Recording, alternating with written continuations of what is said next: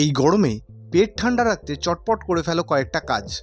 প্রথমে নিয়ে নাও 100 গ্রাম মতো আঙুর, তারপর ঢেলে নাও 4 চামচ চিনি, তারপর আধা মিনিট মতো মিক্সিতে ভালো করে এটাকে পেস্ট করে নাও। আঙুরের পেস্টটা ঠিক এই রকম দেখতে হয়ে যাওয়ার পর মিক্সি বন্ধ করে দাও। দুটো গ্লাস নিয়ে নাও, গ্লাসের মধ্যে নিয়ে নাও পাতি লেবুর রস। এবারে বরফ ঢেলে নেবে। আমরা বরফের জল ঢালছি কারণ বরফ গেছে গলে। এবারে ওই আঙুরের পেস্টটা ছাঁকনি দিয়ে ভালো করে ছেঁকে নেবে। একটু আঙুরের রস নষ্ট করা যাবে না, তাই তোমরা চামচ নিয়ে নিতে পারো।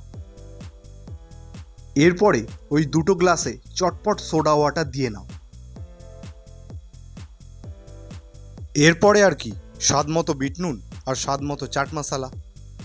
আমরা একটু চাট মশলাটা খেতে বেশি পছন্দ করি, তাই একটু বেশি বেশি দিলাম আর কি।